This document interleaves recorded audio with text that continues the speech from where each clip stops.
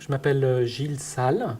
je suis professeur d'hématologie à l'université Claude Bernard et aux Hospices civils de Lyon,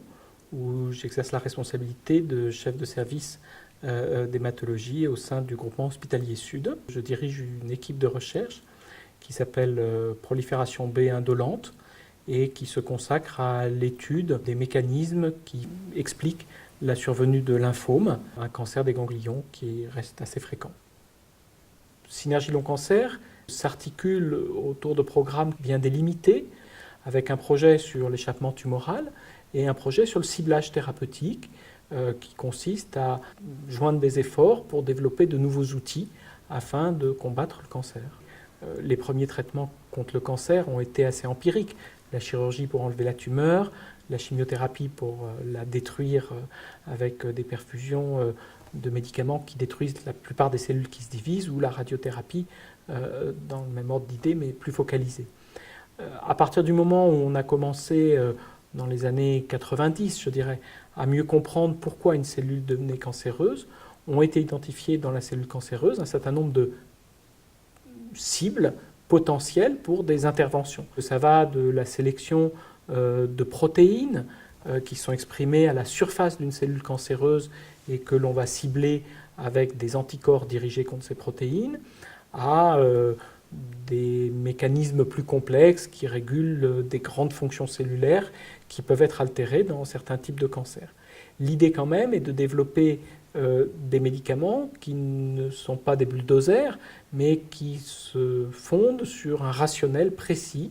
qui est les anomalies spécifiques qui sont présentes dans les cellules cancéreuses.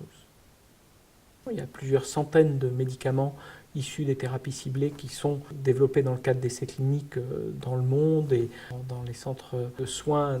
de Lyon, les Hospices civils de Lyon, le centre Léon Bérard, mais qui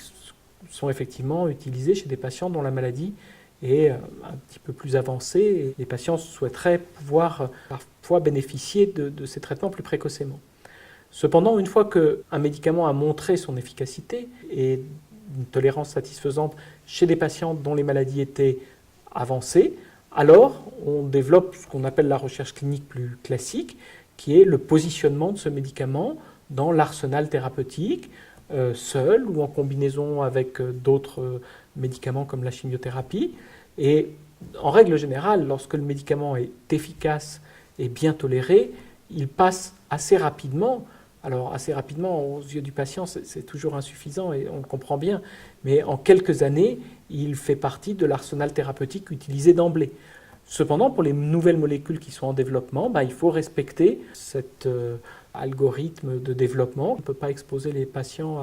aux nouvelles molécules alors qu'il y a des traitements bien codifiés qui existent et qui donnent aussi des résultats. Dans le domaine de l'hématologie, des maladies du sang, qui est celui auquel je me consacre, on peut citer trois grands exemples de ciblage thérapeutique. Les deux premiers sont des découvertes majeures, puisqu'ils ont constitué les deux premiers exemples de ciblage. L'un, le ciblage de ce qu'on appelle un mécanisme oncogénique primaire, c'est l'exemple de la leucémie myéloïde chronique, où l'on savait depuis le début des années 60 que la maladie était caractérisée par un remaniement chromosomique, que ça entraînait la jonction de deux gènes, la création d'une protéine anormale, et où on a vu apparaître, tout début des années 2000, des médicaments qui s'appellent les inhibiteurs de tyrosine kinase, qui viennent combattre cette protéine anormale de manière assez spécifique, et ça a complètement transformé à la fois la vie des patients, qui prenaient de ce fait un médicament par voie orale quotidiennement, ce qui se comparait à des injections assez lourdes auparavant, et surtout le pronostic de cette maladie qui était malheureusement constamment fatale en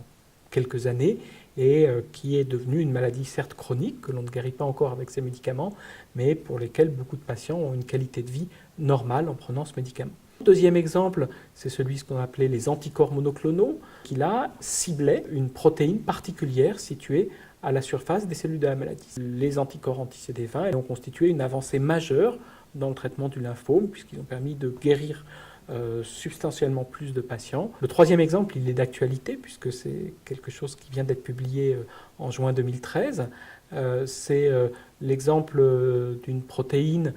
qui se situe à la membrane des lymphocytes B à partir desquels se développent les lymphomes, une protéine qui s'appelle la bruton-tyrosine kinase, et c'est les inhibiteurs de la bruton-tyrosine kinase qui sont en développement, qui viennent d'être développés, avec des résultats cliniques extrêmement impressionnants dans des maladies qui s'avéraient réfractaires à un certain nombre de traitements ou qui avaient des caractéristiques d'agressivité très particulières. Donc on voit là des médicaments spécifiques, ciblant bien l'anomalie des cellules cancéreuses et qui permettent des progrès thérapeutiques très substantiels.